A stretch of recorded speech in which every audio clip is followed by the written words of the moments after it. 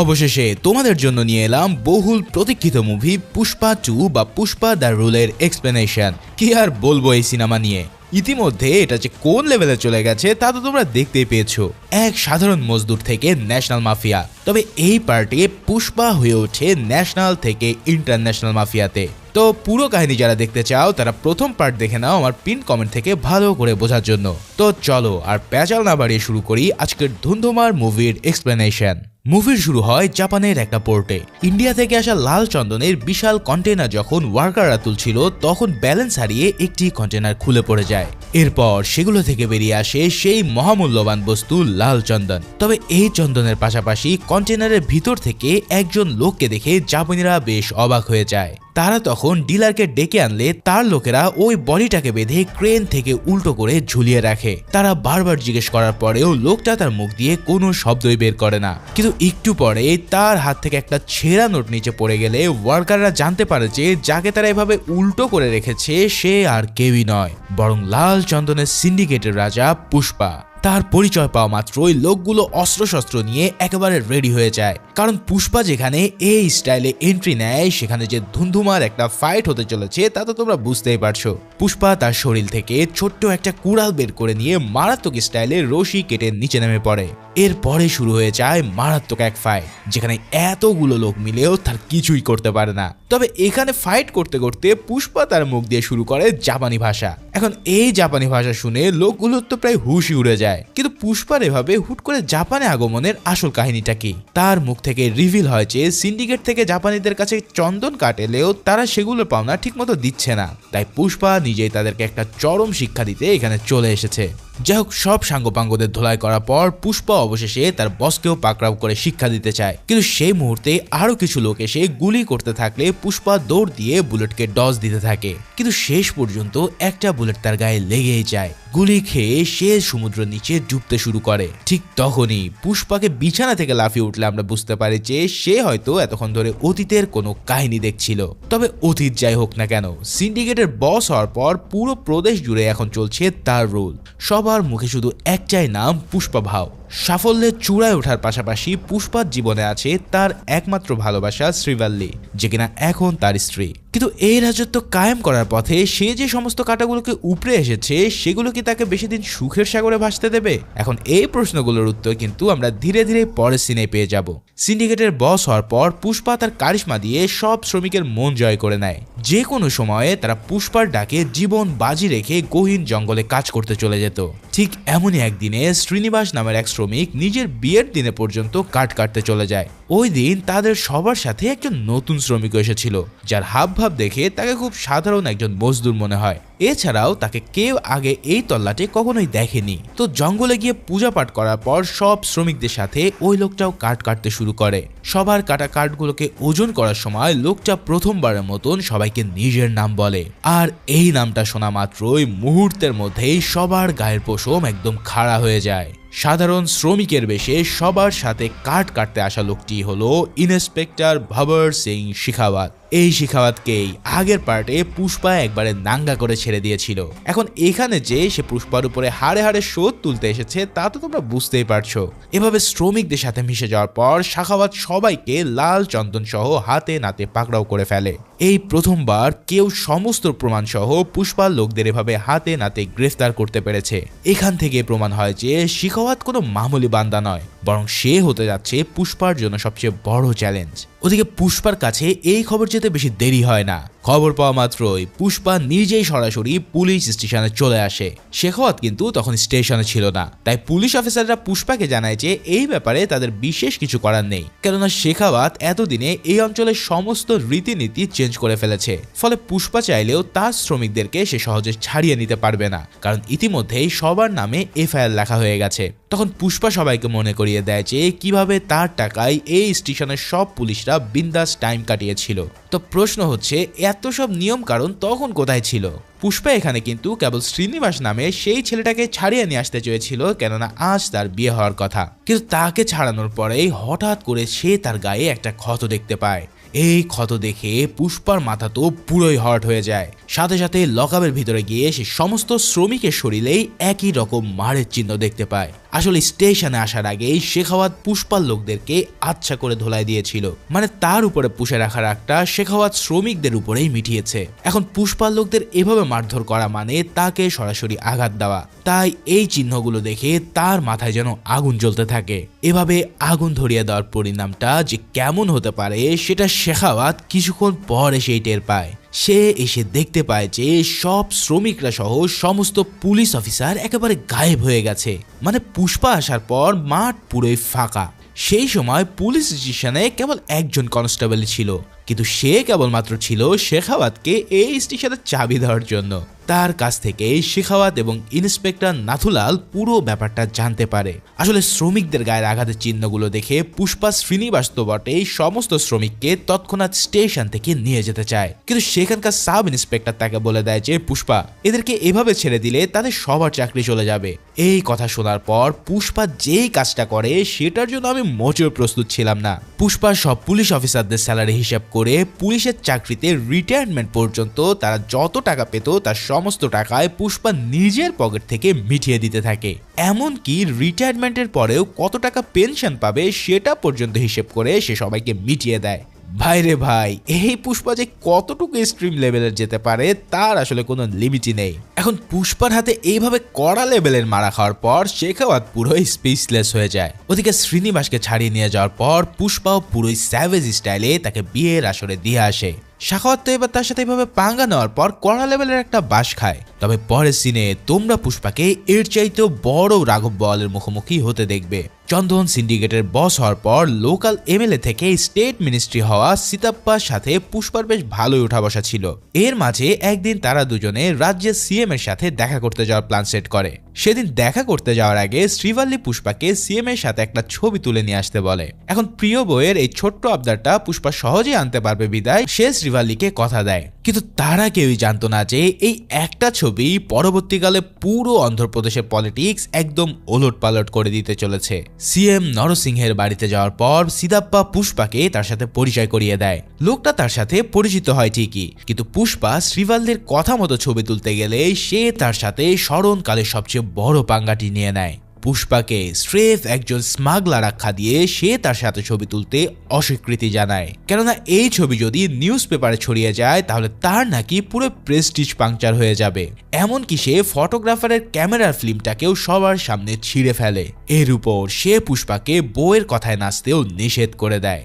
এই সব কথা শুনে তোমাদের মনে হতে পারে যে পুষ্পা হয়তো এখনই সিএম কেও খেয়ে দেবে। পুষ্পা সবার সামনে নিজের অপমানটাকে বেশ ঠান্ডা মাথাতেই হজম করে নেয়, কিন্তু তার ভিতরে যে কি লেভেলের আগুন জ্বলছিল তা কেউ বুঝতেই পারেনি। ওদিকে নরসিংহের আড্ডা থেকে বেরিয়ে পুষ্পা সিদাপ্পাকে বলে, সবই ঠিক ছিল, আসলে আমি ছবি তোলা নিয়ে কোনো মাথা ব্যথায় নেই। কিন্তু নরসিংহ তার কথার মাঝখানে শ্রীভাল্লিকে টেনে এনে পুষ্পার ভিতরের আগুনে ঘি ঢেলে দিয়েছে। নিজের ভালোবাসার উপরে একটা ফুলের চোকা পড়লেও সে যে কি লেভেলের হিংস্র হয়ে যায় তা তো তোমরা প্রথম পার্টেই দেখেছো। সিদাপ্পা কিন্তু সিএম এর কাছ থেকে নিজের মন্ত্রণালয় বদল করার পারমিশন চাইতে এসেছিল, তবে পুষ্পা এবার তাকে যে অফার দেয় তাতে তার মাথা সহ সবার মাথা পুরো উল্টে যায়। এখানে সিদাপ্পা বলেছিল, যদি আমি সিএম হতাম আমি তো তোর সাথে কতই ছবি তুলতাম। এই কথা শোনার পর পুষ্পা বলে ওঠে, তাহলে যাও, আগামীতে তুমিই হচ্ছ এই স্টেটের সিএম। এই কথা শুনে সিদাপ্পার মাথা তো পুরোই ঘুরে যায়। সে বলে যে আরে পাগল নাকি, সিএম হওয়াকে চারটাখানি কথা, এর জন্য শত শত কোটি টাকার প্রয়োজন। তখন পুষ্পা বলে ওঠে, আমি তোমাকে 500 কোটি টাকা দেব, আর সিএম হওয়ার পর আমাকে কথা দিতে হবে যে তোমার সাথে আমার একটা ছবি তুলে দেওয়ার। এই কথা বলার পর সে সিদাপ্পার সাথে একটা ছবি তোলে এবং সেই ছবিটা সে রেখে দেয়, কারণ শ্রীভাল্লিকে সে বলতে পারবে যে হয়তো এই সিএম এর সাথে সে ছবি তোলেনি, কিন্তু ইতিমধ্যে সে নেক্সট সিএম এর সাথে ছবি তুলে এসেছে। বুঝতেই পারছো খেলা কিন্তু কেবল শুরু, আর সামনে যে কত বিরাট ধামাকা অপেক্ষা করছে তা তোমাদের কল্পনার বাহিরে। যাই হোক, সিদাপ্পাকে সিএম বানানোর ফয়সালা করার পরে পুষ্পার কথা মতন সে দিল্লির কেন্দ্রীয় মন্ত্রী প্রতাপ রেড্ডির সাথে দেখা করতে যায়। প্রতাপ রেড্ডি সিদাপ্পার মুখে সিএম এর নমিনেশনের কথা শুনে পুরো আকাশ থেকে পড়ে, কারণ সিদাপ্পার এতটা সাহস নিশ্চয়ই কারো সাপোর্ট ছাড়া আসবে না। এর মানে তার কাঁধে নিশ্চয়ই বিরাট বড় কোনো খিলাড়ির হাত আছে। সেই খিলাড়ি অর্থাৎ পুষ্পা কিন্তু নিজের পরিচয় দিতেও 1 মিনিটও দেরি করেনি। প্রতাপ রেড্ডির ভাই সুব্বা রেড্ডিকে শুধুমাত্র তার কাছে ফোন করার জন্য সে 5 কোটি টাকা উপহার দেয়। এছাড়াও 25 কোটি টাকা ভর্তি আস্ত একটা সোফাও সে উপহার হিসেবে পাঠায় প্রতাপ রেড্ডির বাড়িতে। এই সব দেখে প্রতাপ রেড্ডি তখন বুঝতে পারে যে না, যে লোকের কাছে এমন টাকার খনি রয়েছে তার সাপোর্ট পেলে সিদাপ্পা তো দূর, সামান্য একজন পাতি নেতাও সিএম হতে বেশি সময় লাগবে না। সেটা বুঝে যাওয়ার সাথে সাথেই সে সিএম এর পদের জন্য নমিনেশন অ্যাপ্রুভ করে দেয়। এদিকে মিটিং শেষ করে সিদাপ্পা পুষ্পাকে ফোন দিয়ে বলে এভাবে টাকা ছড়ালে তো দুদিনের মধ্যে সিন্ডিকেট পথে বসে যাবে, তাই ইলেকশনের জন্য বাকি টাকাটা তাহলে কোথা থেকে আসবে। তখন পুষ্পা বলে তার কাছে যদি মুরুগানের মতন বড় খেলাড়ি থাকে তাহলে এর চেয়েও বড় খেলাড়ি নিশ্চয়ই কেউ আছে। তার নজর এখন দেশের গন্ডি ছেড়ে সোজা ইন্টারন্যাশনাল বায়ারের দিকে, কারণ লেভেল বুঝতে হবে বস। পুষ্পা এখন ন্যাশনাল না, সে এখন পুরোই ইন্টারন্যাশনাল খেলোয়াড়। যাই হোক, সিদাপ্পার সাথে কথা শেষ করে পুষ্পা তার ইন্টারন্যাশনাল বায়ারের সাথে দেখা করতে সোজা মালদ্বীপে চলে যায়। হামিদ নামের ওই বায়ার কিন্তু প্রচুর ভাব নিয়ে তার কাছে এসেছিল, কারণ ইন্টারন্যাশনাল লেভেলের ডিলগুলো বিরাট অঙ্কের হওয়ায় বায়ারদের গায়েও প্রচুর ফ্লেক্স থাকাটাই আসলে স্বাভাবিক। এছাড়াও পুষ্পার চেহারা সুরত দেখে সে ভেবে নেয় যে এই লোক হয়তো ছোটখাটো কোনো ডিল করার জন্য এসেছে, তাই পরিচিত হওয়ার আগেই সে জানিয়ে দেয় যে 1000 টনের উপরে সে কোনো ডিলই করে না, আর 100-200 টন তো তার হাতের ইশারাতে ইন্ডিয়া থেকে যে কোনো মুহূর্তে চলে আসতে পারে। এই সব শুনে পুষ্পাও তখন বলে যে ঠিক আছে, 100 টন তো দূরের কথা, কেবল 10 টন মাল আমার সামনে তুমি নিয়ে এসে দেখাও।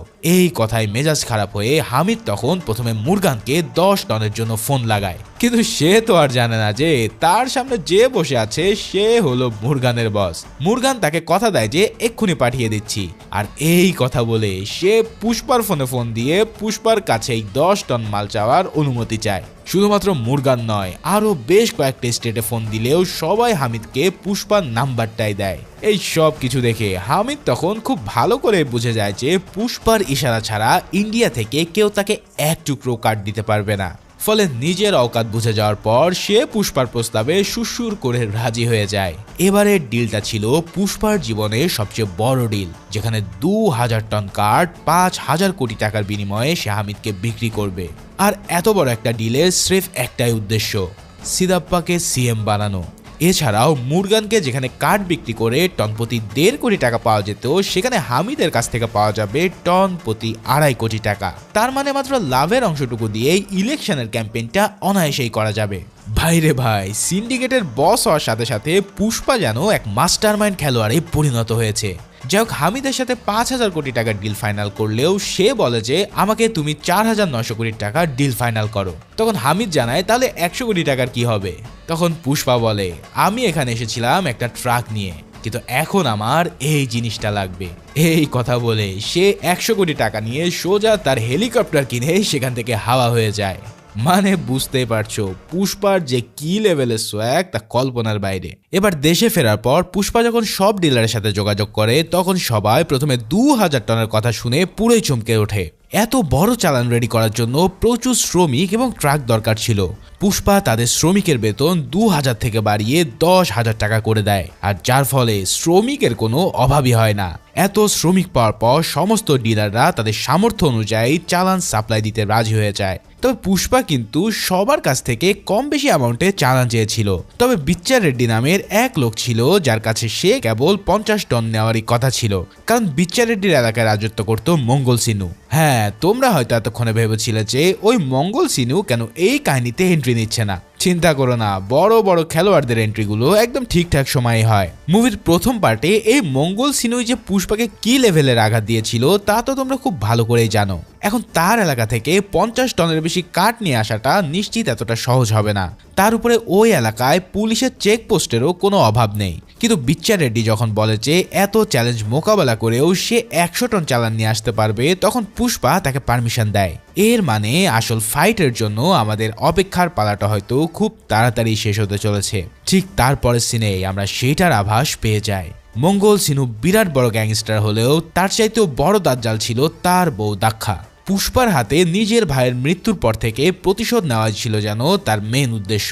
এমনকি প্রথম পার্টে তো সে নিজের স্বামীকে পর্যন্ত ছুরি মেরে দিয়েছিল, যদিও সিনু পরবর্তীতে রিকভার করে নেয়। এখন এই দজ্জাল দক্ষা এবার চলে যায় সোজা শেখাওয়াতের ডেরায়। পুষ্পার কাছ থেকে বড় লেভেলে মারা খেয়ে শেখাওয়াত এমনিতেই ভিতরে ভিতরে জ্বলছিল, তার উপরে দক্ষা তাকে পুরুষত্ব নিয়ে প্রশ্ন করলে সে আরো তেলে বেগুনে জ্বলে ওঠে। পুষ্পা যে হুট করে চারিদিক থেকে প্রচুর পরিমাণে চন্দন কাঠের চালান জোগাড় করছে তা কিন্তু সিনু গ্যাংয়ের নজর এড়ায়নি। তারা সবাই ভেবেছিল যে হয়তো বড় কোনো প্ল্যান রয়েছে। দক্ষা শেখাওয়াতকে বলে যে পুষ্পার উপরে আঘাত হানার এখন সময় এসে গেছে, যার ফলে শেখাওয়াতও দক্ষার কথায় চেকপোস্ট বসিয়ে বিচ্চা রেড্ডির চন্দনের চালাও পাকড়াও করে ফেলে। তারপর সে প্রায় 20 কোটি টাকার এই চালানে আগুন লাগিয়ে দিতে চায়। তখন বিচ্চা এসে তাকে থামাতে চাইলে একের পর এক গুলি করে সে সবগুলো ট্রাককেই আগুন ধরিয়ে দেয়। এরপর সে বিচ্চাকে ভয় দেখানোর নাম করে ব্রিজ থেকে নিচে ফেলে দিলে লোকটা সেখানে পটল তোলে। বুঝতেই পারছো এই শেখাওয়াত তো কম লেভেলের দাজ্জাল না।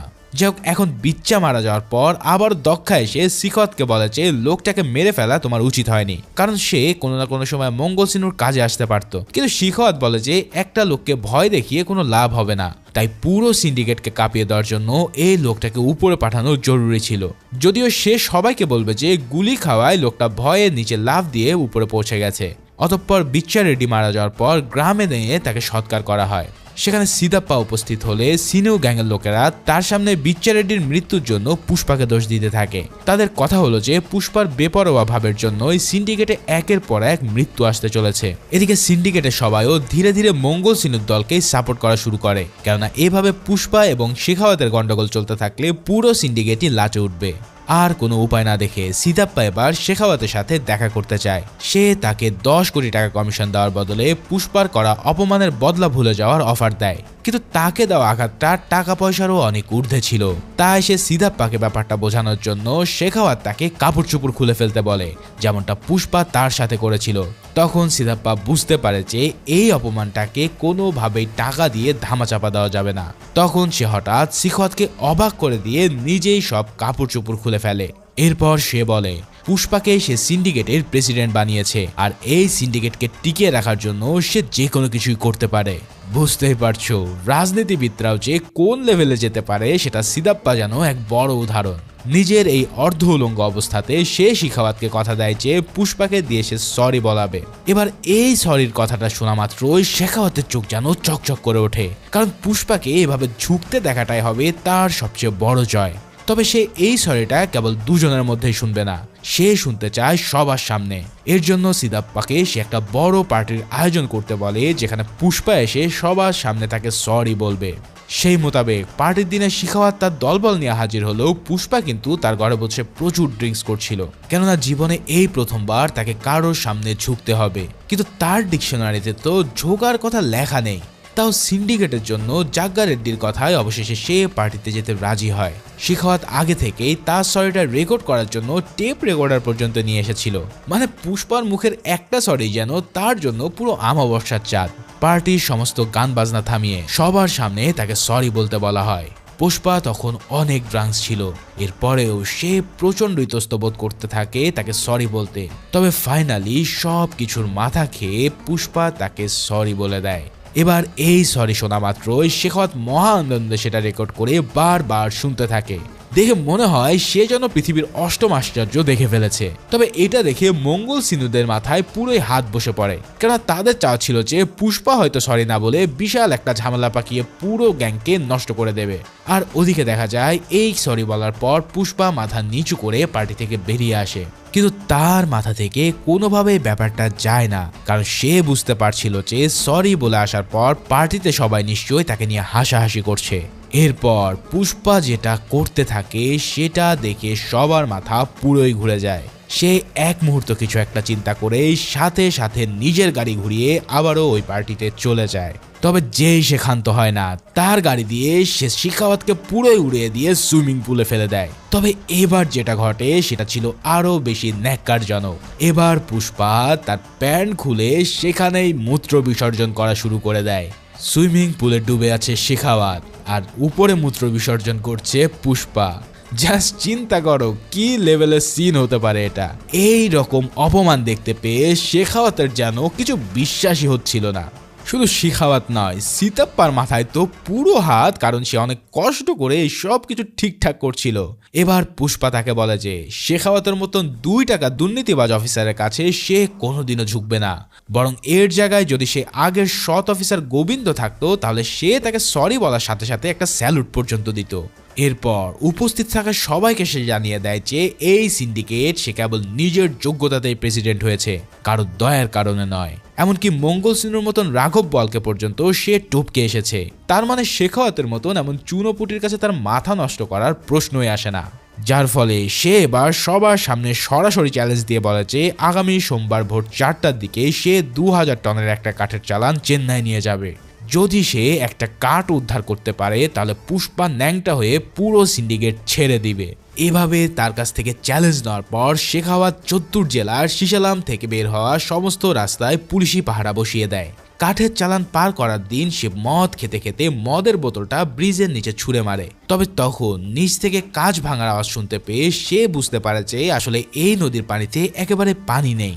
তার মানে পুষ্পা তার কাঠের চালান রোডের উপর দিয়ে নয়, বরং সরাসরি নদীর উপর দিয়ে ট্রাকে করে নিয়ে যাচ্ছে। কি বুঝলে তো, যেমন কুকুর তার জন্য তেমন মুগুর। এখন পুষ্পার প্ল্যানকে টেক্কা দিতে পারার মতন কেবল একজনই লোক ছিল, আর সে হচ্ছে শেখাওয়াত। কারণ তার অনুমান অনুসারে সব ট্রাকগুলো নদীর উপর দিয়ে যাচ্ছিল। শেখাওয়াত দ্রুত তার 3টা টিমকে 3 দিকে পাঠিয়ে দিয়ে নদীর ভিতরে ঢুকতে বলে। কিন্তু পুষ্পা কি আর এতই কাঁচা প্ল্যান করবে? সে আগে থেকে তার ব্যাকআপ প্ল্যান সেট করে নিয়েছে। তার লোকেরা পাথরের একটা ব্রিজ ভেঙে সেটার উপর দিয়ে বিরাট এক লরি দাঁড় করিয়ে রাখে, যার ফলে শেখাওয়াতের একটা টিম সেখানে গিয়ে আটকে যায়। আর একটা টিমকে আটকানোর জন্য পুষ্পা তো আস্ত হাতির দলকে রেডি করে রেখেছিল। এভাবে পুলিশের 2টা টিমকে আটকানো গেলেও অন্য টিমটি নদীর ভিতরে ঢুকতে সক্ষম হয়। কিন্তু এখানেও পুষ্পা ওয়াটার ড্যাম থেকে পানি ছেড়ে দিয়ে সবগুলো গাড়িকে আটকিয়ে দেয়। মানে সব দিক থেকে শাখাওয়াতের জন্য বাস রেডি করা ছিল। কিন্তু শাখাওয়াত তো আর ছেড়ে দেওয়ার পাত্র নয়। তার সব টিম আটকে গেলেও সে কিন্তু ঠিকই গাড়ি নিয়ে নদীর দিকে এগিয়ে যায়। রাস্তায় অনেকগুলো গরুর গাড়ি যেতে দেখে সে ওই গাড়িগুলোকে দাঁড় করিয়ে স্টেট বর্ডারের কাছে একটা ব্যারিকেড তৈরি করে। ওদিকে পুষ্পার লোকেরাও নদী পথে গাড়ি চালিয়ে ক্রমশ বর্ডারের দিকে এগিয়ে আসছিল। হঠাৎ শেখাওয়াতকে কিছুটা দূরে রাইফেল হাতে দাঁড়িয়ে থাকতে দেখে তাদের হুশ উড়ে যায়। সাথে সাথে তারা পুষ্পাকে ফোন করলে সে তৎক্ষণাৎ সবাইকে ট্রাক ছেড়ে দিয়ে লাফিয়ে পড়তে বলে, কারণ তার কাছে এই কাঠের চন্দনের চেয়েও মানুষের জীবনের দাম ছিল অনেক বেশি। তার কথা মতন সমস্ত ট্রাক ড্রাইভাররাও লাফিয়ে পড়তে থাকলে শেখাওয়াত মারাত্মক স্টাইলে গাড়িগুলোকে একের পর এক শুট করে উল্টে দিতে থাকে। তাকে দেখে পরিষ্কার বোঝা যাচ্ছে যে তার মধ্যে থেকে বহুদিনের ছায়া চাপা আগুনটি ভীষণভাবে বেরিয়ে আসছে। এভাবে পুষ্পার বিশাল চালান পাকড়াও করার পর শেখাওয়াত যেন পুরোই হিরো বনে যায়। সবাই ভাবে যে পুষ্পার খেল এখানেই খতম। শেখাওয়াত মনের আনন্দে টিভি রিপোর্টারদের কাছে ইন্টারভিউ দিয়ে পুষ্পাকে অপমান করতে থাকে। কিন্তু ওয়েট, তোমাদের কি মনে হয় পুষ্পা এত সহজে কারো কাছে এভাবে হেরে বসবে? এটা তো এক প্রকার অসম্ভব বস। কারণ এবার এমন একটা জিনিস রিভিল হয় যেটা দেখে তোমার হুশও একদম উড়ে যেতে বাধ্য। পুষ্পার ভরাডুবি হয়ে গেছে ভেবে মঙ্গল সিনি যখন সিন্ডিকেট দখল নেওয়ার প্রস্তুতি নিচ্ছিল, ঠিক তখনই সে বুঝতে পারে যে কত বড় গেম তাদের সাথে খেলা হয়েছে। শেখাওয়াতের পাকড়াও করা ট্রাকগুলো আসলে চন্দন কাঠের ছিল না, বরং সান্ড্রা নামের এক গাছের কাঠ দিয়ে তার সবকিছু ভর্তি ছিল। এই কাঠটাও বাইরে থেকে চন্দনের মতন লাল দেখালেও ভেতরের অংশটা থাকে একদমই সাদা, যার ফলে এই কাঠগুলোকে তারা টন প্রতি কেউ 10,000 টাকাও দাম দেয় না। মানে পুষ্পা তাদেরকে যে লেভেলের ঘোলটা খাইয়েছে সেটা একবারে অবাক করে দেওয়ার মতন। শেখাওয়াত এই কথা জানতে পেরেই পুরোই পাগল হয়ে যায়। পুষ্পার চালানো ততক্ষণ স্টেট বর্ডার পার করে ইতিমধ্যে চেন্নাই পৌঁছে গেছে। এখন প্রশ্ন হচ্ছে, তাহলে আসল চন্দন কাঠগুলো বর্ডার পার করলো কিভাবে? এবার শেখাওয়াত সেটা বুঝতে পারার সাথে সাথে তার মতন আমার মাথায় তো পুরোই হাত। গতরাতে শেখাওয়াত যে গরুর গাড়িগুলোকে ব্যারিকেড হিসেবে ইউজ করেছিল সেগুলোই ছিল আসলে চন্দন কাঠের তৈরি। মানে পুষ্পা শেখাওয়াতের সাহায্যে তার নাকের ডগা দিয়ে চন্দন কাঠগুলোকে পার করে নিয়েছিল, তবে সেটা ছিল একটু ভিন্ন ফরমেশে। এবার ঘটনাস্থল থেকে শুধু একটা গরুর গাড়ি উদ্ধার করা হয়। শেখাওয়াত সেটার চাকার কাঠ ঘষে কনফার্ম হয়ে যায় যে গাড়িগুলোই আসলে চন্দন কাঠের তৈরি। বাইরে ভাই, এই লেভেলের মাস্টার মাইন্ড প্ল্যান আমি খুব কমই দেখেছি। এ যেন মানি হাইস্টের প্রফেসরকেও টেক্কা দেওয়ার মতন প্ল্যান। যাই হোক, শেখাওয়াতকে এভাবে কড়া লেভেলের মারা খাওয়ানোর পর পুষ্পা এবার তার সামনে হাজির হয়। তবে দূর থেকে তারা কেবল ইশারাতেই কথা বলতে থাকে। শেখাওয়াত তাকে ইশারাতে বুঝিয়ে দেয় যে চালান তো কেবল চেন্নাই পৌঁছেছে, কিন্তু ইন্ডিয়া তো আর পার করেনি, তাই কাজেই খেলা এখনো অনেক বাকি আছে। পুষ্পা তখন তাকে ইগনোর করে চলে যাওয়ার সময় শিখাওয়াত তাকে ডেকে বলে যে সে তো চ্যালেঞ্জ করেছিল যে কেউ যদি এক টুকরো কাঠও ধরতে পারে তাহলে সে ল্যাংটা হয়ে সিন্ডিকেট ছেড়ে দেবে, কিন্তু এখন তো তার কাছে চন্দন কাঠের তৈরি একটা পুরো আস্ত গরুর গাড়ি আছে, তাহলে পুষ্পা যেন এখন সেই কাজটাই করে। তবে তার মুখ থেকে এই কথা বেরোতে না বেরোতে পুষ্পার এক ইশারাতে সম্পূর্ণ গাড়িটি ব্লাস্ট হয়ে যায়। তার মানে পুষ্পা যে তার প্ল্যানে সামান্যতম খুঁত রাখে না তা তো তোমরা বুঝতেই পারছো।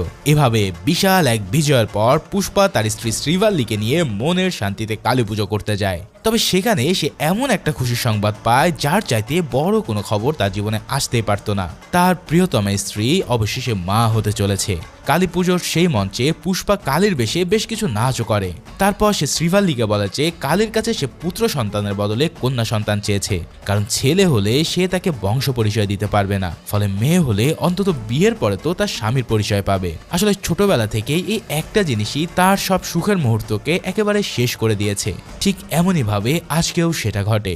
এদিকে কালী পুজোর মঞ্চে ঘটে যায় আর একটা ঘটনা। পুষ্পার সৎ ভাই মোহন মুলট্টির মেয়ে কাবেরীর সাথে পুজোর মধ্যে বিভিন্ন দানব বেশে ধরে থাকা কিছু ছেলে পেলে এসে তার সাথে অসভ্যতা শুরু করে। এই কাণ্ড দেখে পুষ্পা নিজের বংশের মান সম্মান বাঁচাতে গিয়ে তাদের আচ্ছা করে ধুলাই দিয়ে কাবেরীকে বাঁচিয়ে নেয়। কিন্তু মোহন এসে পুষ্পাকে নিজের মেয়ের ইজ্জত বাঁচানোর জন্য ধন্যবাদ তো দেয়ই না, উল্টো সে বলে যে কাবেরীর ইজ্জত গেলেও তার কিছু যায় আসতো না, বরং কাবেরী যে পুষ্পাকে চাচা বলে ডাকে সেটাই তার জন্য সবচেয়ে লজ্জার বিষয়। মানে জাতভেদ ঠিক কোন পর্যায়ে চলে গেছে একবার চিন্তা করো। পুষ্পা এই সব কথা মুখ বুজে সহ্য করলেও শ্রীভাল্লি কিন্তু এবার মোহনের মুখের উপরে জবাব দিয়ে দেয়। মানুষের বংশ পরিচয়ের চেয়ে যে তার কর্ম পরিচয় বড় সেটা পুষ্পাকে দেখেই শিখতে হয়। ব্র্যান্ড হতে হলে কখনো বংশ পরিচয় আগানো যায় না। এভাবেই মোহনের মুখে ঝামা ঘষে দিয়ে সে পুষ্পাকে নিয়ে পূজা থেকে ফেরত আসে। ওদিকে শাখাওয়াত এবং সিনু গ্যাং কিন্তু পুষ্পার বিরুদ্ধে ষড়যন্ত্র করার কাজ একবারে থামিয়ে দেয়নি। শিখাওয়াত তার কাছে বড় লেভেলের ধরা খেলেও তার মাথায় বুদ্ধির কিন্তু কমতি ছিল না, তাই সে খুব দ্রুত একটা ব্যাকআপ প্ল্যান বানিয়ে নিয়ে মঙ্গল সিনুকে দিয়ে 1 টন রিয়েল লাল চন্দন নিয়ে আসায়। সে আসলে লাল চন্দন আটক করেছে কিনা সেটা যাচাই করার জন্য ইন্সপেক্টর কমিটির টিমের আসার কথা ছিল। এখন তার প্ল্যান অনুসারে কমিটি আসার পর তাদেরকে এই আসল চন্দনের বান্ডিলটাকেই চেক করতে দেওয়া হবে, আর স্বাভাবিকভাবেই টেস্ট করার পর প্রমাণিত হবে যে সব কাঠগুলোই আসলে লাল চন্দন। আর ততক্ষণে সে চেন্নাই এবং তার আশেপাশের রাজ্যগুলোতে গিয়ে আসল চালান উদ্ধারের জন্য চিরুনি অভিযান চালাবে। কিন্তু লাল চন্দন তো স্রেফ ওই 1 টনই, যেটা শেখাওয়াত নিজেই আনিয়েছিল। এখন কমিটি তো আর 2000 টন পুরো চেক করবে না, তাই তাদের এই 1 টন চেক করার পরে লাল চন্দনের উপস্থিতি প্রমাণ হয়ে যাবে এবং মিডিয়াও সেটা বিশ্বাস করে নেবে। যাই হোক, তার এই প্ল্যান অনুসারে কমিটির পরীক্ষায় লাল চন্দন পাওয়ার পর মিডিয়াতে ছড়িয়ে পড়ে যে শেখাওয়াত আসলেই লাল চন্দন পাকড়াও করেছে। আর সেই খবর শুনেই প্রতাপ রেড্ডির পর্যন্ত হাওয়া বেরিয়ে যায়, কারণ সিদাপ্পার নমিনেশন কনফার্ম হওয়ার পর ইলেকশনের টাকা ওই লাল চন্দন থেকে আসার কথা ছিল। এখন যদি টাকা জোগাড় করা না যায় তাহলে সিদাপ্পা আর প্রতাপ রেড্ডি তাদের পুরো পার্টি সমেত একদম পথে বসে যাবে। ফলে প্রতাপ রেড্ডি সিদাপ্পাকে বারবার ফোন করে পুষ্পার কাছ থেকে আসল চালানের খোঁজ করতে বলে। এই পরিস্থিতিতে সিন্ডিকেটের মিটিং ডাকা হলে পুষ্পা সেই মিটিংয়ে গিয়ে হাজির হয়। সেখানকার সবাই তাকে বলতে থাকে যে শিখাওয়াত যেহেতু এত কনফিডেন্সের সাথে বলছে যে সব আসল লালচন্দন সে পাকড়াও করেছে, তাহলে নিশ্চয়ই পুষ্পা এখানে মিথ্যা কথা বলছে। তাই পুষ্পা যেন তাদের সব লালচন্দন কোথায় আছে সেটা তাদের কাছে ক্লিয়ার করে। তবে পুষ্পা জানায়, আমি তোমাদের মতন এত গাধা না যে সবার সামনে সেটা বলে দেই আর শেখাওয়াতের কানে সেটা পৌঁছে যাক। আমি এতদিন ধরে সিন্ডিকেটে আছি আর এখানে আমাকে বিশ্বাস করা ছাড়া তোমাদের আর কোনো উপায় নেই। আমি কথা দিচ্ছি তোমাদের এক টুকরো কার্টও আমি কোথাও হারিয়ে যেতে দেব না। তবে এত কিছুর পরেও সবাই কোনোভাবে বিশ্বাস করতে চায় না যে পুষ্পা আসলে তাদেরকে সত্যি কথা বলছে। তাই তখন ফাইনালি পুষ্পা তাদেরকে বলে যে ঠিক আছে, আমি কেবল একজনের কাছেই এই পুরো চালানের ইনফরমেশন দেব, আর সেটা হলো জাগ্গা রেড্ডি। যেহেতু জাগ্গা রেড্ডিকে সবাই বিশ্বাস করবে তাই সে যা দেখবে সেটাই হবে তাদের কাছে আসল বিশ্বাসযোগ্য কাহিনী। এই সব কথা বলার পর পুষ্পা তার সাথে যোগাযোগ করতে বলে দিয়ে সেখান থেকে চলে যায়। অন্যদিকে সিনু আর শেখাওয়াত এবার সরাসরি নরসিংহ রেড্ডির কাছে গিয়ে জানায় যে সিদাপ্পা পুষ্পার সাহায্যে তার সিএম এর গদি কেড়ে নিতে চলেছে। নরসিংহ তখন তাদেরকে যত দ্রুত সম্ভব চন্দন কাঠের চালানটা খুঁজে বের করতে বলে। এদিকে পুষ্পার চালান কিন্তু ততক্ষণে তামিলনাড়ু হয়ে শ্রীলঙ্কার বর্ডারের কাছে পৌঁছে গেছে। ফলে চালানটা বর্ডার পার করতে পারলেই পুষ্পার কাজ শেষ হবে। কিন্তু এই চালান বর্ডার পার করার আগে জাগ্গা রেড্ডিকে ফলো করতে করতে শেখাওয়াত তামিলনাড়ুর পুরো পুলিশ ফোর্সকে নিয়ে সেখানে চলে যায়। পোর্টে পৌঁছানোর পর তার পুরো টিম চিরুনি তল্লাশি করেও কোনো কিছুই খুঁজে পায় না। কিন্তু হঠাৎ সে দূরে বাইনোকুলার দিয়ে একটা কন্টেনার দেখতে পায়। তার আদেশে পুলিশরা গিয়ে ওই কন্টেনার খুলে অনেকগুলো কার্টুন দেখতে পায়। তবে কার্টুনগুলো সরাতে গেলে সেখানে ভিতর থেকে আস্ত একটা গাড়ি বেরিয়ে আসে, যেটাই স্বয়ং জাগ্গা রেড্ডি বসেছিল। শাখাওয়াতের আদেশে একদল পুলিশ সরাসরি ওই গাড়ির পিছনে ধাওয়া করে। তবে তখনও পর্যন্ত তাদের কাছে কাঠের চালানের কোনো হদিসই ছিল না। তবে শেখাওয়াতের কি যেন একটা সন্দেহ হয়, তাই সে হুট করে পানিতে একটা ডাইভ দিয়ে দেখে যে আসলে পানির নিচে কিছু লুকানো আছে কিনা। এরপর শেখাওয়াত দেখতে পায় যে প্রতিটা বোটের নিচে আটকানো আছে এই 2000 টন লাল চন্দন। সে উপরে উঠে এই কথা ঠিক বলতেই যাবে, তবে তার আগেই সব ফিশারম্যানরা তাদের বোট চালু করে দিয়ে শুরু করে শ্রীলঙ্কার পথের যাত্রা। এই চক্করে বেচারা শেখাওয়াত আবারও পানির মধ্যেই জালে ফেসে যায়। যতক্ষণে সে জাল থেকে নিজেকে ছোটায় ততক্ষণে বোটগুলো বর্ডারের অনেক কাছাকাছি পৌঁছে গেছে। শেষ মুহূর্তে নাথুলাল স্পিড বোট নিয়ে এলে তারা সেটাতে চড়েই বোটগুলোর পিছনে ধাওয়া করে। কিন্তু ততক্ষণে অনেক দেরি হয়ে গেছে, কারণ সবার নাগের ডগা দিয়েই একে একে সব বোট শ্রীলঙ্কার বর্ডারে ঢুকে পড়ে। যেহেতু এগুলো ছিল সব ফিশিং বোট আর তাদের কাছে পারমিশনও ছিল ঢোকার, তাই কাস্টমস তাদেরকে কোনো কিছুই করে না। তবে তাদের পিছে আসা শেখাওয়াতের স্পিড বোটগুলোর উপরে তারা গুলির বর্ষণ শুরু করে দেয়। সেই সাথে সাথে তারা বলে যে আর একটু আগালে তাদেরকে জানে খতম করে দেওয়া হবে। শেখাওয়াত তার একদম কাছাকাছি এসে এভাবে লাল চন্দনকে হারাতে দেখে পুরোই পাগলা কুকুর হয়ে পড়ে। এরপর সে তার বাইনোকুলার দিয়ে দেখতে পায় যে শ্রীলঙ্কার নদীর তীরে সব চন্দন কাঠের গাড়িগুলো একে একে পোর্টে তোলা হচ্ছে, আর সেই পোর্টে সবার সামনে দাঁড়িয়ে আছে স্বয়ং পুষ্পা। এভাবেই পুষ্পা আরও একবার তার শত্রুদের বড় লেভেলের এক হাড়ের স্বাদ উপহার দেয়। শেখাওয়াত তার পুরো দল নিয়ে দূরে দাঁড়িয়ে থাকা ছাড়া আর কিছুই করতে পারে না। কিন্তু শেখাওয়াতের হাতে একটা লাইফলাইন তখনও বাকি ছিল। জাগ্গা রেড্ডি যে গাড়িটাকে তার টিম ধাওয়া করছিল সেটা কিছু দূরে গিয়ে উল্টে পড়ে যায়, অর্থাৎ দ্রুত গতিতে গাড়ি চালাতে গিয়ে তাদের এই হাল হয়ে গেছে। তার ফলে খবর পেয়ে শেখাওয়াত সেখানে গিয়ে জাগ্গাকে মৃত অবস্থায় দেখতে পায়। তবে তার সাথে সেই গাড়িতে ছিল ব্রোকার হামিদ, এবং সে ছিল প্রচন্ড গুরুতর অবস্থায়। তার বুকে একটা রড কয়েক ইঞ্চি ভিতরে ঢুকে গিয়েছিল। ফলে তাকে দেখতে পেয়ে শেখাওয়াত যেন আকাশের চাঁদ হাতে পায়। তার বুকে ঢুকে যাওয়া রডটিকে ঠেলতে ঠেলতে শেখাওয়াত তার কাছ থেকে সব কথা বের করতে থাকে।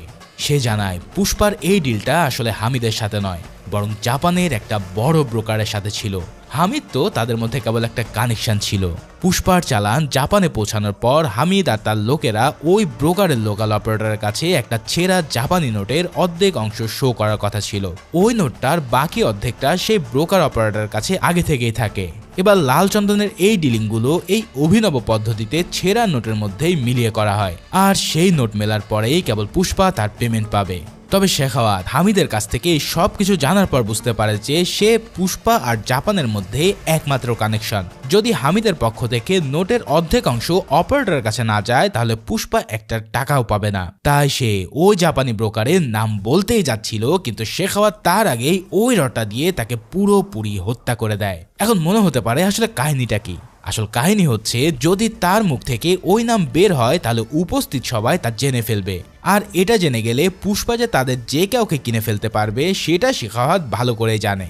যার ফলে যদি হামিদকে সরিয়ে দেওয়া সম্ভব হয় তাহলে পুষ্পা আর জাপানের মধ্যে সমস্ত কানেকশন অফ হয়ে যাবে। অর্থাৎ পুষ্পার চালান জাপানে পৌঁছাবে ঠিকই, কিন্তু সে একটা পেমেন্টও পাবে না। এভাবেই শেখাওয়াত পুষ্পার পথের সবচেয়ে বড় কাঁটাটাকে ভালোভাবেই পুঁতে রাখে। এদিকে এই খবর পুষ্পা সিন্ডিকেটের কাছে যাওয়ার পর তো সিতাপ্পার মাথায় পুরোই হাত। শেখাওয়াত হামিদকে শেষ করে দেওয়ার পর সত্যি সত্যি পুষ্পার পেমেন্ট আটকে যায়। তার উপরে সিএম নরসিংহ তার সব এমএলকে এক হাতে রাখার জন্য দাওয়াত করেছিল।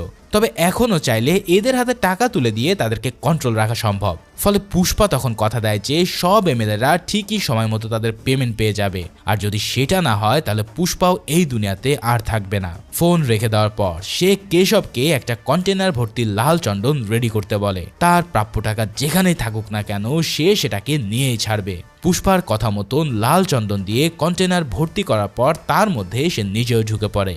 আর এভাবেই পুষ্পা জাহাজে করে সোজা জাপানে চলে যায়। ঠিক এর পরের কাহিনীটাই আমরা মুভির শুরুর দিকে দেখেছিলাম। তার মানে জাপানের সাথে পুষ্পার ওই ফাইট কোনো স্বপ্ন ছিল না, বরং তা ছিল পুরোটাই বাস্তব। এবার আমরা দেখতে পাই যে পুষ্পা গুলি খেয়ে পানিতে পড়ে যাওয়ার পর উপস্থিত জাপানিজ ব্রোকার হিরোশি ভাবতে থাকে যে এই লোকটা এভাবে ইন্ডিয়া থেকে এলো কেন? আসলে কি তার কাছে কোনো টাকা পৌঁছায়নি? সে ততক্ষণে তার লোকদের দিয়ে পুষ্পাকে পানি থেকে তুলে আনার নির্দেশ দেয়। তার আদেশে কয়েকজন লোক পানিতে ঝাঁপিয়ে পড়লে কিছুক্ষণ পর সবাই দেখে যে জাহাজের নোঙ্গরের সাথে তারা সবাই ঝুলে আছে, আর সেই নোঙ্গরের উপরে মারাত্মক স্টাইলে দাঁড়িয়ে আছে স্বয়ং পুষ্পা।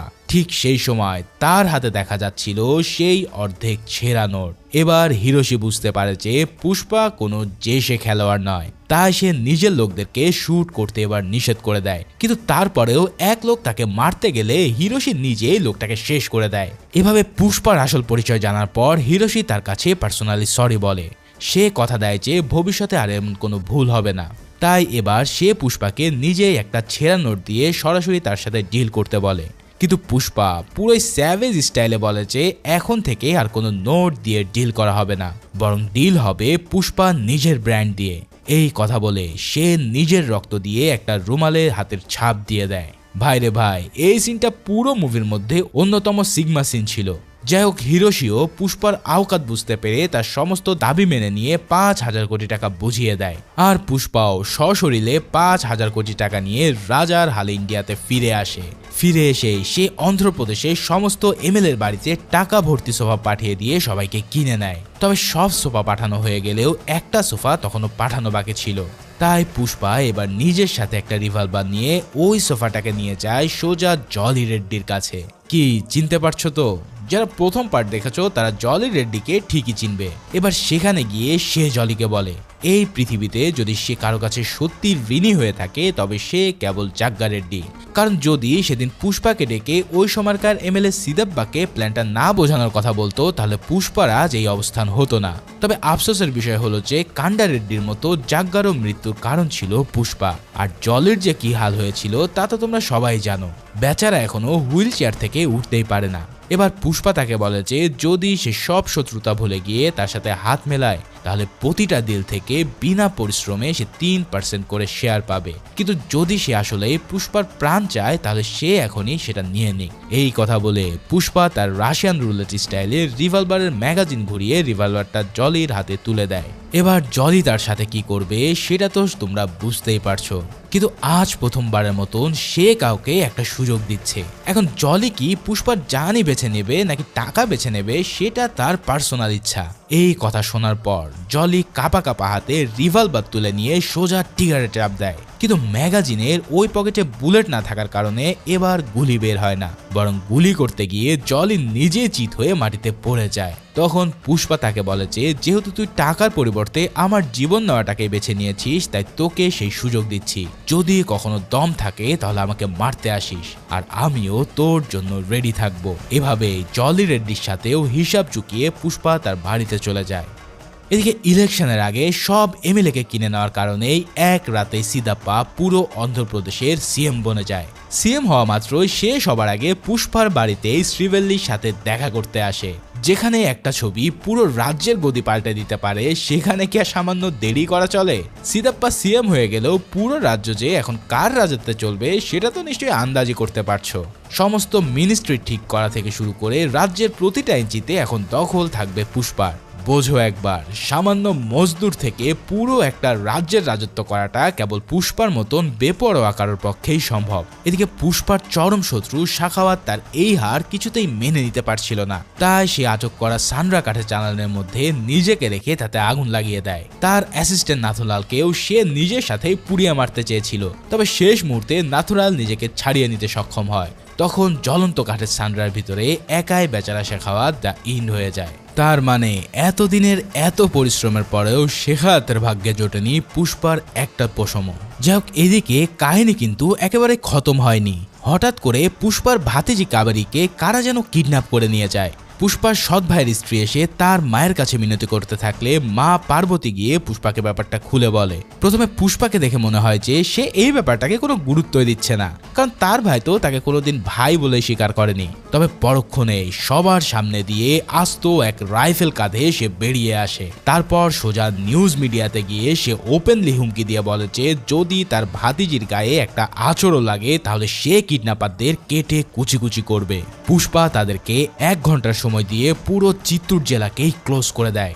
জেলার সমস্ত প্রবেশপথ সিল করে দিয়ে পুরো চিত্তরের মানুষও কাবেরীকে খুঁজতে বেরিয়ে পড়ে। এর মাঝে হঠাৎ প্রতাপ রেড্ডি এসে সিদাপ্পাকে জানায় যে কাবেরীকে কিডন্যাপ করেছে সে হচ্ছে ভোগ্গা রেড্ডি, আর এই ভোগ্গা হচ্ছে তারই আপন ভাতিজা। এটাই সেই পাবলিক যে ওই কালী পুজোর মঞ্চে পুষ্পার হাতে কেলানি খেয়েছিল। এরপর পুষ্পা তাদেরকে মাথা ন্যাড়া করে দিয়ে গলায় জুতোর মালা পরিয়ে ভীষণভাবে অপমান করে, যার ফলে ভোগ্গা রেড্ডি এই অপমানের শোধ তোলার জন্য এই কাণ্ড ঘটেছে। এবার বুঝতেই পারছো প্রতাপ রেড্ডির একমাত্র বংশধর হিসেবে তার পাওয়ার থাকবে, সেটাই স্বাভাবিক। তাই তো প্রতাপ রেড্ডি কোনোভাবেই তার কোনো ক্ষতি হতে দিতে চায় না। এই কারণে সে সিদাপ্পাকে ডেকে নিয়ে এসে সরাসরি বলে যে পুষ্পা যেন তার গায়ে কোনো হাত না দেয়। কিন্তু একবার যে পুষ্পার সাথে পাঙ্গা নিয়ে ফেলেছে তাকে কি আর এত সহজে ছেড়ে দেওয়া যায়? প্রতাপের কথায় সিদাপ্পা দ্রুতই পুষ্পাকে ফোন করে ব্যাপারটা জানিয়ে দেয়। সে তাকে এই ব্যাপারটা ছেড়ে দিতে বলে, কারণ এমনিতেও মোহন তাকে কোনোভাবে ভাই হিসেবে মেনে নেয়নি। কিন্তু পুষ্পা জবাব দেয় যে মোহন তাকে ভাই না মানলেও কাবেরী তাকে সবসময় চাচা ডাকতো। সে হয়তো এই আশা নিয়ে বসে আছে যে পুষ্পা চাচা এসে তাকে বাঁচিয়ে নেবে। এই ভালোবাসার দাম যদি সে এখন দিতে না পারে তাহলে সে নিজেকে কিভাবে ক্ষমা করবে? এর জন্য প্রতাপ রেড্ডির ভাই কেন, স্বয়ং প্রতাপ রেড্ডিকে খতম করতে হলেও তার হাত একটুও কাঁপবে না। এই কথা বলে সে ফোন রেখে দিলে সিদাপ্পা প্রতাপকে বলে যে সে যেন তার ভাই সুব্বা রেড্ডিকে দিয়ে দ্রুত নিজের ভাতিজাকে বুঝিয়ে বাজিয়ে কাবেরীকে মুক্ত করায়, কারণ বেশি দেরি করলে পুষ্পার হাতে ভোগ্গা রেড্ডির মৃত্যুটা কনফার্ম লেখা হয়ে যাবে। এছাড়াও পুরো চিত্তুরের মানুষরাও কিন্তু পুষ্পার কথাতে উঠবে আর বসবে। সিদাপ্পা তো শুধু নামে সিএম, কিন্তু সিএম এর সব কাজকর্মই করে পুষ্পা। প্রতাপও ব্যাপারটা বুঝতে পেরে দ্রুত তার ভাইকে খোঁজার জন্য নামিয়ে দেয়, কিন্তু তার এই ভাতিজা ছিল বড় লেভেলের বলদ আর লোফার। টিভিতে পুষ্পার হুমকি শোনার পরে সাপের গর্তে পা দেওয়ার মতন সোজা পুষ্পাকে ফোন দিয়ে 10 কোটি টাকা দাবি করে বসে। পুষ্পার টাকা দিতে কোনো সমস্যা ছিল না, তাই সে তার কথা মতন হেলিকপ্টারে করে টাকার ব্যাগটা নিয়ে ওই লোকেশনে পৌঁছায়। উপর থেকে টাকার ব্যাগ কিডন্যাপারদের উপরে ছুঁড়ে ফেলে দেওয়ার পর সে তার স্বভাব সুলভ স্টাইলে ভোগ্গা রেড্ডির দিকে রাইফেল তাক করে, কিন্তু সে হুমকি দেয় যে যদি তার কিছু হয়ে যায় তাহলে ভেতরে থাকা লোকেরা কাবেরীকেও শেষ করে দেবে। তাই এবার তারা পুষ্পাকে বলে, ওই যে যেদিন কালী পুজোয় আমাদের সবাইকে অপমান করেছিলি সেটার সত্য কোনোভাবে টাকা দিয়ে তোলা সম্ভব নয়, ফলে অপমানের জবাব অপমান দিয়েই দেব। এই কথা বলে ভোগ্গার লোকেরা পুষ্পাকে ওই দিনকার মতন একই সাজে সাজাতে শুরু করে। তারা তাকে একটি শাড়িও পরায়, কারণ কালী পুজোর মঞ্চে সে শাড়ি পরেই এদেরকে রাম ধোলাই দিয়েছিল। এরপর তারা তাকে চরম মারধর করে তার হাত পা বেঁধে ফেলে, কারণ এই হাত পা যদি খোলা থাকে তাহলে তাদের কি হাল হতে পারে সেটা সবাই ভালো করেই জানে। কিন্তু এতটুকু পর্যন্ত পুষ্পা কাবেরীর সেফটির জন্য সবকিছু সহ্য করলেও ভোগ্গা রেড্ডির লোকেরা এবার তাদের সব সীমা পার করে ফেলে। কাবেরীকে পুষ্পার সামনে নিয়ে এসে তার সামনে কাবেরীর গায়ে তারা হাত দেওয়া শুরু করে। পুষ্পা হুমকি দিয়ে এসেছিল যে যদি কাবেরীর গায়ে একটা আঁচড়ও পড়ে তাহলে সে সবাইকে পিস পিস করে ফেলবে। এবার সত্যি সত্যি ভোগ্গা রেড্ডি কাবেরীর গায়ে আঁচড় দেওয়া মাত্রই পুষ্পার ভিতরে যেন একটা মনস্টার জেগে ওঠে। হাত পা বাঁধা অবস্থাতে সে উড়ে গিয়ে একজনের ঘাড়ে কামড় দিয়ে বসে। তার দাঁতগুলো যেন হয়ে ওঠে এক একটা সিংহের দাঁত। একের পর এক লোকগুলোকে সে তার হাত পা বাঁধা অবস্থাতে পুরো ছিন্ন ভিন্ন করে দিতে থাকে। এতগুলো লোক ছুরি চাপাতে দিয়েও তার একটা চুলো বাঁকা করতে পারে না। ভাই রে ভাই, এখানে যে রাপ্পা রাপ্পা সিনটা আছে সেটা যদি কেউ পুরোটা দেখে তার পুরো রক্ত একদম গরম হয়ে যাবে। বলতে পারো ফিজিক্সের সাথে এই মারামারির কোনো কম্পেয়ারই নেই, কারণ এই সোয়াগ পুরো ফিজিক্সের ঊর্ধ্বে। তবে এখানে যে ফাইটিং সিনের কোরিওগ্রাফি করা হয়েছে তা ছিল সত্যি অনেক প্রশংসনীয়। যাই হোক, এভাবে পুষ্পা তার সিগনেচার স্টাইলে হাত পায়ের রশি কেটে ফেলতে সক্ষম হয়। এবার তাদের উপরে কি হতে চলেছে তা তো তোমরা বুঝতেই পারছো। হাত পা খোলা অবস্থায় পুষ্পা এবার দু হাতে তরোয়াল আর কুড়াল নিয়ে লোকগুলোকে কেটে পিস পিস করতে থাকে। যারা এতক্ষণ তার উপরে হামলা করছিল তারা এবার জান নিয়ে পালানোর জন্য প্রাণপণে দৌড়াতে থাকে, কিন্তু পুষ্পা তাদের কাউকেই পালাতে দেয় না।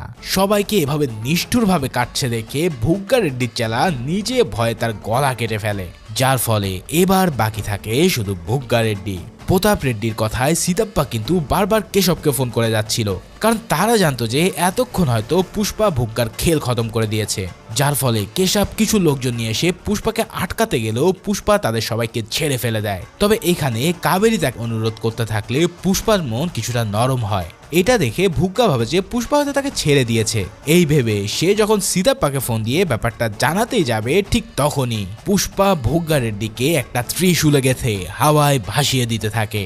তার মানে মিনিস্টার কিংবা তার ভাইপো সে কাউকেই ছাড় দেয় না। ভুগ্গার বাবা সুব্বা রেড্ডি এসে ছেলের এমন মৃত্যু দেখে পুরো পাগল হয়ে যায়। সে তখন কাবেরীর দিকে পিস্তল তাক করে তাকে তুলে নিতে চায়, তবে পুষ্পা তার পুরোই খতরনাক স্টাইলে তার দিকে ত্রিশূল মেরেও তাকে সোজা দেয়ালে গাঁথিয়ে দেয়। ভাই রে ভাই, এই লেভেলের অ্যাকশন সিন আমি খুব কমই দেখেছি।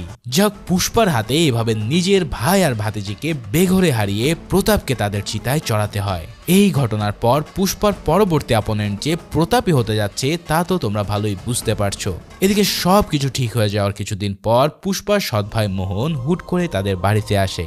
সচরাচর সে কিন্তু এই বাড়ির ছায়াও মারায় না, তাই তাকে এভাবে আসতে দেখে পুষ্পার মা সহ সবাই বেশ অবাকই হয়। শ্রীভাল্লি পুষ্পাকে গিয়ে খবরটা জানালেও সে কিন্তু তার ভাইয়ের সাথে দেখা করতে নিচে আসে না। তখন মোহন মুলাট্টি বলে ওঠে, পুষ্পা এখানে আসবেই বা কেন, আর আসলেও তাকে সে কিভাবে মুখ দেখাবে? ছোটবেলা থেকেই সে পুষ্পাকে দিনের পর দিন অপমান করেছে, তার বংশ পরিচয় কেড়ে নিয়ে তার বিয়ের আসর পর্যন্ত তাকে অপমান করেছে। অথচ এই পুষ্পায় তার মেয়েকে নিজের মেয়ে মনে করে নিজের জীবনের পরোয়া না করে তাকে বাঁচিয়ে এনেছে। মোহন ভাই হিসেবে নিজের কর্তব্য পালন করতে না পারলেও পুষ্পা চাচা হিসেবে নিজের দায়িত্ব শতভাগ পালন করেছে। মোহন পুষ্পার মায়ের হাতে কাবেরীর বিয়ের কার্ডটা তুলে দেয়, কারণ কিছুদিনের মধ্যে সে কাবেরীর বিয়ে ঠিক করে দিয়েছিল। কার্ড ছাপানোর পর প্রথম কার্ডটা সে পুষ্পার মার হাতেই তুলে দেয়, আর এবার সে তাকে নিজের মা বলে সম্বোধন করে। অর্থাৎ ফাইনালি এত দিনের অপ্রাপ্তি পুষ্পা তার নিজের বংশ পরিচয়ের স্বীকৃতি পেল। এমনকি বিগত দিনে সমস্ত অপমানের জন্য সে তার পায়ে পর্যন্ত পড়ে ক্ষমা চায়। এদিকে কাবেরীও জিদ করে বসেছিল যে পুষ্পা চাচা যদি তার বিয়েতে না আসে তাহলে সে বিয়ের মণ্ডপেই বসবে না, যার ফলে পুষ্পাকে তার বড় ভাইয়ের ডাকে আসতেই হবে বলে মোহন সেখান থেকে চলে যায়। এরপর শ্রীভাল্লি তখন বিয়ের কার্ডটা নিয়ে পুষ্পাকে দেখালে সে দেখতে পায় যে বিয়ের কার্ডে তাদের সবার নামই লেখা ছিল, এমনকি তাদের নামের সাথে পদবি হিসাবে মূল্যটিও লেখা আছে। এই লেখাটা দেখে পুষ্পা এতটা ইমোশনাল হয়ে পড়ে যে সাথে সাথে মাটিতে লুটিয়ে বাচ্চাদের মতো কান্না করতে থাকে। যে পদবিটার জন্য সে বারবার অপমানিত হয়ে আসছিল, এতদিন পর সেটাকে দেখতে পেয়ে তার চোখ গড়িয়ে অশ্রু নেমে পড়ে।